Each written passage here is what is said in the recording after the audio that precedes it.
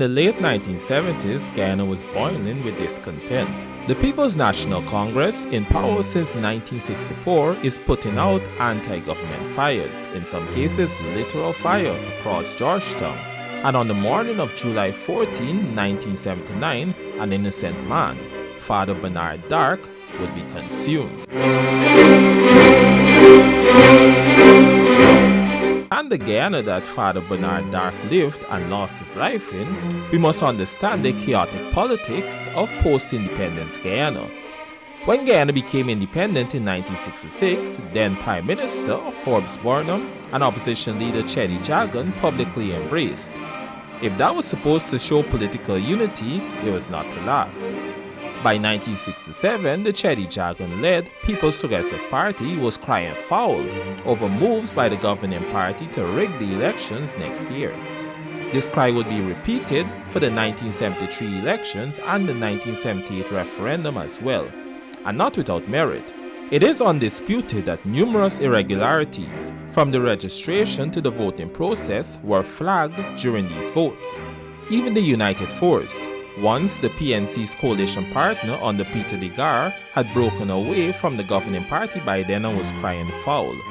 It is also undisputed that the military was heavily involved in moving ballot boxes, to the point where two men, Bolanard Parmanan and Jagan Ramesar, who was just 17, were killed by the army while peacefully protesting the removal of ballot boxes from quarantine after voting in the 1973 elections ended. They would become known as the ballot box martyrs. They would not be the last to fall. The PPP was not the only political movement fighting for free and fair elections at the time. The Working People's Alliance, led by the charismatic Dr. Walter Rodney, was also a thorn in the side of the Burnham-led government. They, like the other freedom fighters of the era, also endured imprisonment and the threat of death at the hands of the government and its agents. One WPA activist, Oheni Kouama, was actually killed in 1979 by the police force. At one point, Rodney himself was forced to flee for his life after a WPA political meeting was invaded by armed thugs, allegedly acting on the instructions of the PNC. It is at this point that I must introduce another figure central to this story, Rabbi Washington, leader of the infamous House of Israel. It is alleged that the House of Israel was to Burnham what the Tonton Macoute were to Papa Doc of Haiti, a semi-independent paramilitary group that could be deployed by the governing party to rough up anti-government protesters without direct links to the government. Guyana was thus a boiling pot of political chaos by the time Father Darke, a Jesuit priest and photographer for a Guyanese newspaper, had his faithful run-in with the House of Israel. Bernard Darke was born on July 19, 1925 in England and attended St. Peter's Catholic College in Southbourne. In 1960, 2 years after being ordained as a priest, Darke packed his bags and relocated to British Guyana. He would spend almost 20 years in Guyana teaching at St. Stanislaus College and becoming a scout leader. He also continued his passion for photography, eventually becoming a photographer at the Guyanese newspaper Catholic Standard. On the fateful morning of July 14, 1979, there was unrest outside the magistrate's court. Dr. Rodney and two of his supporters had been charged for arson after persons unknown firebombed a state building and a PNC party office. Based on reports, Darke, in the nearby St. Stanislaus College marking papers, heard the commotion and came out. He met Mike James, an assistant editor at the Catholic Standard, and his wife. After speaking to them, he moved off, just before a group of armed thugs, later identified as House of Israel followers, attacked the couple. Darke was photographing the attack on James from across the road when they turned their attention on him. He tried to flee, represented in the now infamous photo, but the attackers ran down the now 53-year-old man.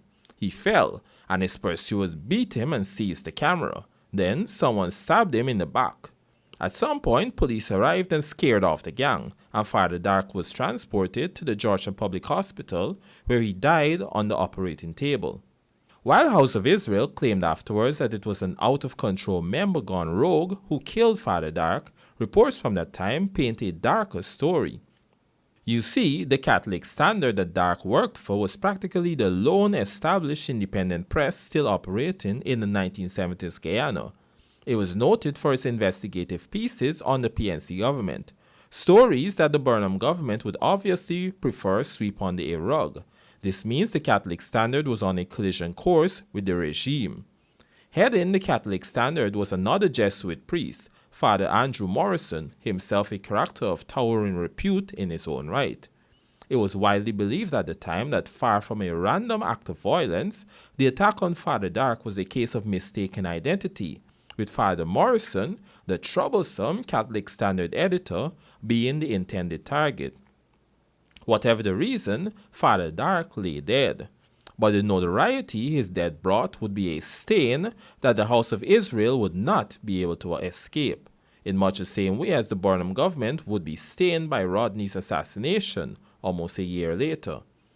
It would take Burnham's death in 1985 and a new president, Desmond Hoyt, succeeding him before the wheels of justice began turning. In 1986, Rabbi Washington and some of his followers, including the man who allegedly inflicted the fatal wound, Bilal Atto, were charged for Darke's murder. Atto was found guilty of the lesser charge of manslaughter and served 8 years. Washington, meanwhile, pled guilty to the lesser charge of manslaughter, and by 1992 he was out of prison.